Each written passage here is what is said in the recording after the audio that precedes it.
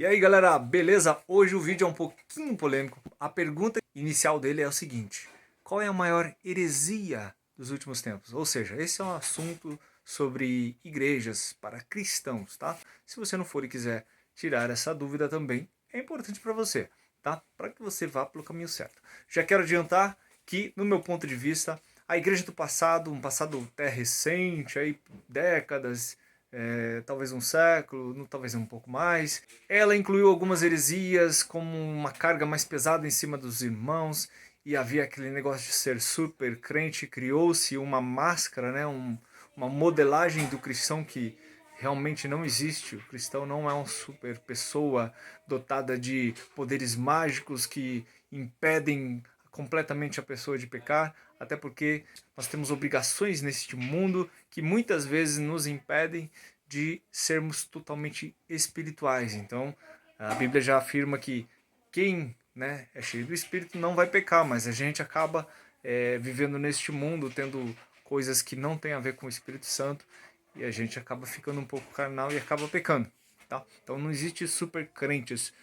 E a igreja saiu de um ponto herético totalmente lá pesado, com cargas excessivas que não condizem com a palavra de Deus, e está indo para um outro ponto totalmente inverso. Passou do. Sabe quando você está numa plataforma e você está de um lado e ela está assim, e aí você tem que ficar no meio para ela ficar reta.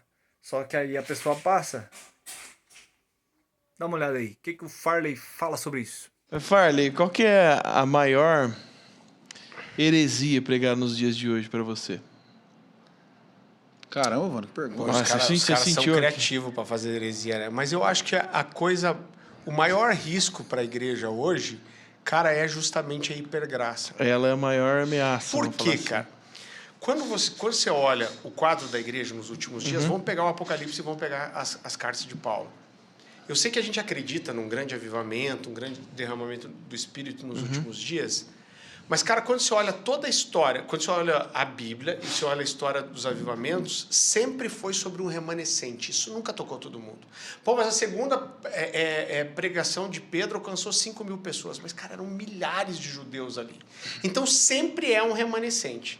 Então, eu acredito num grande avivamento, um grande derramamento nos últimos dias, mas o quadro da igreja dos últimos dias, ele não é um quadro de avivamento. Ele é um quadro de apostasia, cara. Então, quando você vê Paulo falando para Timóteo, Paulo estava preso numa prisão em Roma, na prisão amertina, que era um buraco, cara, sabendo que ia ser morto, tanto que ele só sai de lá para ser decapitado. Provavelmente ele nunca chegou a encontrar Timóteo de volta. Então, ele está falando de toda a desgraça, que ele foi preso, que Onesíforo teve que ir reanimá-lo, que ele teve a sua defesa e ninguém apareceu para ele. Está pondo um quadro de desgraça. E daí chega uma hora que ele fala assim, você acha que o pau está fechando? Ele diz assim, pois nos últimos dias sobrevirão tempos terríveis. Nossa. Então ele diz, cara, vai piorar. E aí o que ele fala? Ele fala do amor esfriar, de se desviar da sã doutrina. Então a real é que o quadro da igreja dos últimos dias, ela não é de uma igreja avivada, mas é de uma igreja apóstata. Cara, na minha humilde opinião, não tem nada que prepare melhor a igreja para a apostasia do que a hipergraça. Sabe por quê? Porque a condição, cara, para o cara mudar de vida é o arrependimento. E já não se fala mais. Cara, por quê? Porque o que é uma conversão? A gente usa essa expressão conversão. Cara, conversão é assim, eu estou indo para uma rota, para um destino, para um alvo, e aí, de repente, algo é tão chocante para mim que eu dou uma volta de 180 graus. E eu faço o caminho totalmente contrário. Né? Então, e para que uma conversão aconteça, precisa ter um choque, uma transformação, um arrependimento. A hipergraça leva o cara a viver uma vida desgraçada, mergulhado no pecado e que ele acha que está certo. Cara, qual é a salvação e a solução para esse cara? Então o cara está com a vida toda arrebentada, traindo a esposa, todo zoado. Você fala, cara, você precisa se arrepender, consertar a sua vida. Não, cara, Deus me ama. Já ouvi isso. Não, cara, não preciso pedir perdão para minha esposa, cara. Pedir perdão para Deus. E, cara, tá tudo certo. Deus me perdoa, porque Deus é amor, porque você é religioso, você faltou a palavra agora. Esqueci. Conservador. Puxa, esqueci, cara, a palavra. Faltou. Então, é a pior condição, porque esse cara não se arrepende, cara. Sim. Né? Então, se esse cara não abre os olhos dele para falar, cara, tá tudo errado, eu preciso mudar a minha vida. Cara, não tem... E é o lugar que o diabo quer esse cara. O cara tá dentro da igreja, cumprindo alguns protocolos, com a vida totalmente ferrada, achando que está em Deus, cara, não precisa fazer esse... Não, é só deixar esse cara seguir o destino dele. Exato. E eu vejo, assim, a igreja mergulhando nisso. Eu lembro que, cara, eu imagino que isso tenha sido em 2006, mais ou menos. Eu fui numa livraria evangélica e eu lembro que um amigo meu era gerente. Eu falei assim, cara, me diz o que mais vende aqui hoje. Ele falou, cara, nesse momento tá fácil. O livro que eu mais vendo é esse aqui. E ele pegou o Evangelho Maltrapilho do Brennan Manning. E eu lembro que eu falei, vou levar esse livro, quero ler. E, cara, eu vou te dizer, o Brennan Manning escreve muito bem. Eu chorei lendo o livro do cara. Sim. Mas quando eu terminei, eu falei, cara, isso aqui é perigoso. Porque é só o amor de Deus, o amor de Deus, o amor de Deus te ama, você tem que confiar no amor de Deus, porque é o amor de Deus. Eu falei, o cara não mostra nenhuma vez o outro lado da moeda, cara. Sobre eu amar a Deus, sobre eu me comprometer com Ele. E eu lembro que eu voltei para a livraria evangélica, eu mostrei para o meu amigo, falei, cara, essa mensagem aqui vai varrer a igreja nos próximos anos. Isso aqui é um veneno, cara. Isso aqui vai se espalhar de um jeito. Eu achei que você ia falar do Joseph Prince. É que o Joseph Prince veio depois, né, cara? Então o Joseph Ele foi o Prince... escândalo da graça? Não. É, o escândalo da graça. Ele é o papa da hipergraça, né? Então... E, cara, é um cara que escreve bem, que constrói bem e fala muitas verdades. Agora, esse que é o risco, né? De caras como o Caio Fábio, por exemplo. Que é um cara que fala muitas verdades e no meio, cara, ele coloca o desvio doutrinário. E o cara engole tudo com farinha, né? Porque nós temos amigos aí que falam muita besteira, né, cara? E é tão ruim que você vê fácil. Né? Não dá. Agora, pra mim, o cara... É mais amigo teu do que meu. Mas... o cara... Olha aí, ó. Não é meu colega. O cara tira o corpo. A cara do Farley foi muito boa. Não, conhecido. Eu trombei um dia, assim, na conferência do corredor. Na verdade, nem amigo não era mesmo. Mas é tanta bobagem que fica fácil. Eu até brinco, né, cara? Não se fazem mais hereges como antigamente, né? Porque cara, os caras eram bons, cara. Não, era construído. Te dava até deixa eu pesquisar. Assim, cara, tá errado, mas eu não sei direito onde, né? Vou ter que gastar uns dias estudando aqui. Tá errado, mas eu não sei o que é. Agora tá muito fácil. Mas cara, isso a igreja abraça isso muito fácil, né? E eu lembro que um dia eu preguei uma mensagem, cara, na igreja, estava cheio. É uma mensagem chamada pelos meus frutos me conhecerei, que fala de você olhar seus frutos e descobrir quem você é. E, cara, eu regaço a hipergraça nisso também. Falo de pecado. Aí os amigos meus me falaram que diz que no meio da pregação levantou umas senhoras, cara, e saíram braba, batendo o pé. E ele ouviu a conversa delas. A gente vem para a igreja para se sentir bem e daí fica ouvindo essas coisas só para se sentir mal. Não vou mais vir aqui. Mas olha o conceito. Não, eu vou para a igreja para me sentir bem. O Luiz Hermínio que fala, né, que a boa mensagem não é aquela que você sai feliz com o pregador, mas aquela que você sai triste com você mesmo. E esse é o poder que a palavra tem de te confrontar, de te alinhar, de te transformar. Agora, quem quer isso, né, cara? Mano, eu puxei Joseph Prince aqui. Aí tem um livro aqui dele já de cara, assim, A Revolução da Graça. Olha aí embaixo. Experimente o poder de viver livre da derrota. Cara, e tem até algo que nos entristeceu nesse tempo recente por causa de uma grande igreja de referência no mundo todo que tem surgido muitas coisas a respeito, documentário e tudo mais, e deixa a gente triste, cara, porque tudo que a gente vê aponta que os caras realmente abraçaram essa teologia, abraçaram essa causa dessa doutrina. Se é de quem eu penso que você está falando, é uma igreja que abraçou a doutrina do Joseph Prince. E, cara, eu vou te dizer, você vai dar fruto de acordo com a sua doutrina. Exato. A sua doutrina, cara, porque ela é o prisma pelo qual você enxerga, cara. Ela vai frutificar de acordo com a doutrina que você acredita. né? Então não tem como você, cara, ensinar que na verdade, Deus te ama, cara. E o que você fizer não importa para Deus, que é o que o Brennan Manning ensinava, por exemplo. Cara, quando você olha para a história dele, primeiro que até onde eu sei ele nunca foi protestante, né? Ele era um sacerdote católico, né? Aí ele deixou a batina para casar. Cara, foi e voltou no alcoolismo a vida inteira, sei lá quantas vezes. Deixa bem claro isso nos livros, né?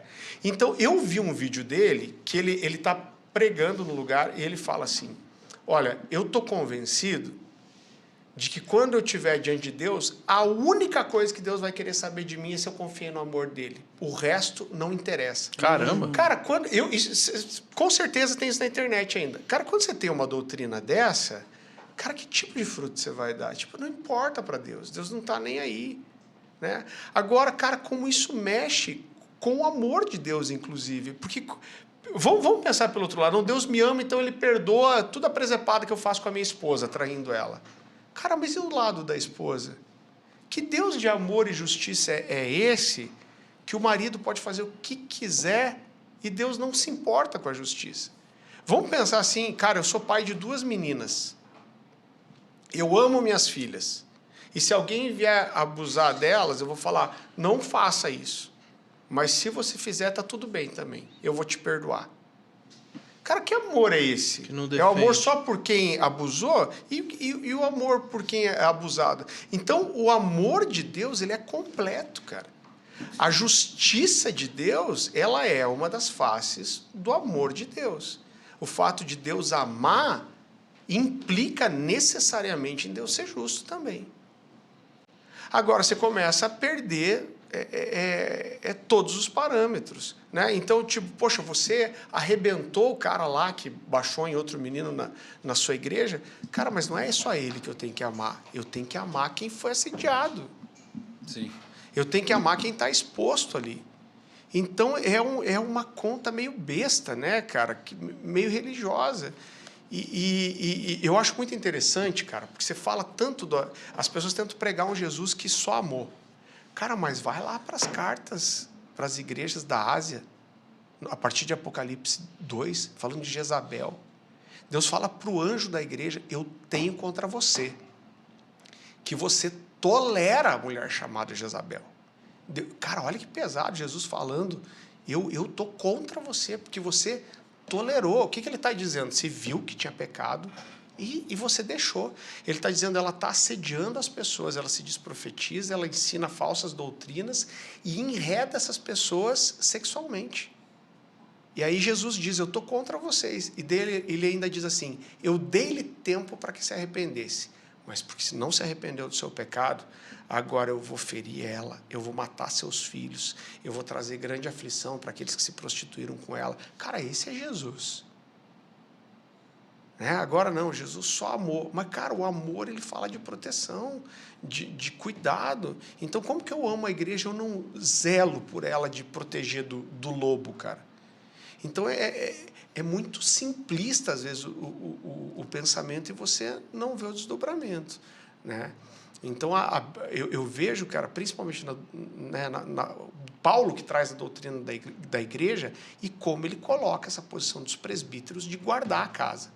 Quando você olha no Antigo Testamento, os anciãos, né, eram aqueles que sentavam nas portas da cidade de refúgio, é eles que deixavam as pessoas entrar ou não. O assassino, você lembra disso que fala da cidade de refúgio, que fala do assassino, né, aquele que matou de propósito ou Sim. matou sem querer, mas o ancião era o cara que ficava na porta. E se o cara entrasse, ele fosse julgado e considerado um assassino, ou seja, aquele voluntário que fez o mal, cara, era o ancião que colocava para fora. No Novo Testamento, o pastor ali vai ser chamado de presbítero. O presbíteros no grego é o ancião, é o mesmo papel. Então você zela pela casa, e esse zelo fala de amor. E o zelo, às vezes, é tirar alguém da comunhão. Depois Paulo vai falar assim, ele fala, olha, eu já falei por carta que vocês devem expulsar fulano de tal do meio de vocês. Ele está falando de alguém que se relacionou sexualmente com a mulher do pai, não a mãe, com certeza uma madrasta. Ele diz, quando vocês estiverem juntos, façam como se eu estiver aí e expulsem do meio de vocês essa pessoa. E ele diz, eu já entreguei o corpo dele para Satanás para que, de alguma forma, talvez o espírito seja salvo. O que ele quer dizer, cara? Alexandre lá. O mais alto nível de repreensão é a quebra de comunhão. Mas até a quebra de comunhão tem como objetivo fazer a ficha cair para o cara. O que Paulo está dizendo? Vamos tirar esse cara da comunhão, vamos tirar a cobertura. Porque quando o diabo tocar ele, talvez ele encontre um lugar de arrependimento e mesmo arrebentado, ele encontre um lugar de salvação. Agora, quando a gente pega o cara que está com a vida toda errada, dentro da igreja, vivendo como ímpio, e se trata esse cara como se tivesse tudo bem, esse cara não encontra um lugar de arrependimento.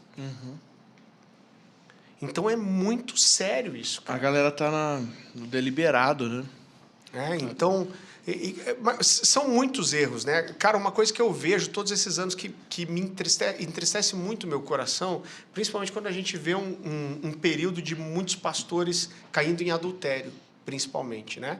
Cara, como que a gente entende que trata isso? Paulo coloca tanto para Timóteo como para Tito as características que um presbítero deve ter. Então, ele fala de 15 características explícitas e uma implícita, certo? Então, ele está dizendo assim, Timóteo e Tito, quando vocês forem estabelecer um presbítero, vocês precisam observar todas essas características. Uma delas é ser marido de uma só mulher. Então, se o cara é presbítero, ele está dizendo, eu cumpro esse pré-requisito. Quando esse cara cai em adultério, cara, ele deixou de ser qualificado. Então, ele precisa ser afastado para ser tratado. Eu lembro de uma situação assim, de um pastor que foi afastado e, cara, indeterminadamente. E era um cara muito querido pela igreja. Ele foi publicamente, confessou seu pecado, falou, eu adulterei, eu traí minha esposa, né? Por quê? Porque a gente entende que o cara ele tem que pedir perdão no nível de influência que ele exerce, né? Então, a gente dá um exemplo assim. Eu tenho um jovem lá na igreja, ele não mora com os pais, ou seja, não está debaixo da tutela, e ele não tem função nenhuma na igreja. Cara, ele caiu em algum pecado, ele confessa para Deus e confessa para a liderança.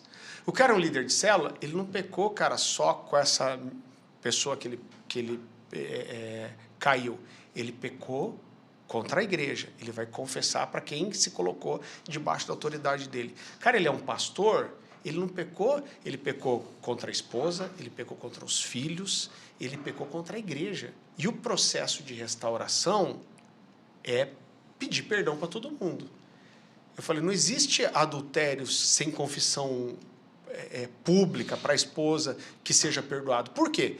Porque se você sai aqui e se dá um soco na cara do seu vizinho, você não pode vir para Deus só e falar, Deus me perdoa, está tudo resolvido. O que você vai ter que fazer? Você vai ter que pedir perdão contra quem você pecou. Cara, é a mesma coisa. Então, você tem que pedir perdão para a igreja que você feriu. Você pecou contra a igreja, você pecou contra a esposa, você pecou contra os filhos. A confissão de perdão é a confissão de cura, né? Exatamente. Então, cara, aí teve um pastor assim, confessou publicamente diante da igreja, tudo certinho. E esse cara ficou no banco. Um dia, uma irmãzinha que gostava muito do pastor chegou assim e falou assim, eu quero entender uma coisa, por que vocês estão castigando o pastor? Assim, como assim castigando? Por que você acha que a gente está castigando ele? Ele já não confessou? Confessou. Vocês não acreditam que ele se arrependeu? Não, a gente acredita que ele se arrependeu. Vocês já não perdoaram ele? Claro que perdoamos ele. Então, peraí. Então, se ele confessou, ele se arrependeu, ele pediu perdão, a gente perdoou, por que ele não pode mais... Por que ele não pode exercer o ministério? Eu falei, não, você está confundindo as coisas. Ele não está exercendo o ministério, não é por falta de perdão. É porque ele comprometeu o testemunho. Para ele entrar numa posição de presbítero, ele tinha que ter o testemunho de ser o marido de uma só mulher. Ele não tem mais isso. O testemunho foi comprometido. Então, para ele entrar nesse lugar de volta, o testemunho precisa ser reconstruído. Agora, quanto tempo que leva para restaurar esse testemunho? Cara, isso é restaurado diante da igreja, não é diante da liderança. Com o tempo, a igreja vai voltar a falar, esse cara é um homem de Deus, ele é um marido de uma só mulher. O dia que o testemunho for restaurado, eu entendo que ele pode voltar a exercer o ministério. Cara, sinceramente, isso é uma coisa de anos, né? Então, isso é uma coisa, cara, eu já vi acontecer algumas vezes. né? A comunidade de alcance trata isso de forma muito séria, cara, irrepreensível. Agora, E se quantos mais lugares? nesse caso a família buscar uma outra igreja? Porque aí ele vai chegar lá uma página em branco, né? A outra igreja pode não saber que ele teve esse problema de Pois é. adultério. Agora, cara, você tem que ser tratado, eu entendo, em primeiro lugar, aonde você feriu, né? E outra coisa, mesmo que ele fosse para outro lugar, teria um processo. Se essa igreja lá for séria, primeiro ela vai querer saber a história dele De onde e ele ele vai veio. ter que construir um testemunho. Então, por exemplo, cara, lá eu tenho hoje lá na Cornerstone vários pastores sentados lá. O que eu falo para esse cara? Eu falo, cara, você era pastor lá daquele rebanho. Aqui você precisa construir. Por quê? Porque o ministério pastoral ele não é um título, ele é uma função que vem de um reconhecimento, né? Então, quando você olha, por exemplo, as exigências de Paulo para Timóteo e para Tito, cara, 14, 15 delas falam de um testemunho. Uma vai falar de uma habilidade que é ser apto para ensinar. Eu não estou desmerecendo ser apto para ensinar, mas todas as outras coisas falam de um testemunho. Isso vai levar a gente a questionar também, né, cara, o seminário que forma pastores e não teólogos, né, cara? Porque você fica 5 anos, às vezes, trabalhando o cara no apto para ensinar e você não trabalha, às vezes, o caráter, o serviço, né? Então, cara, qualquer igreja séria eu entendo que vai entender esse processo que o ministério pastoral é um reconhecimento firmado no testemunho. Muito bom.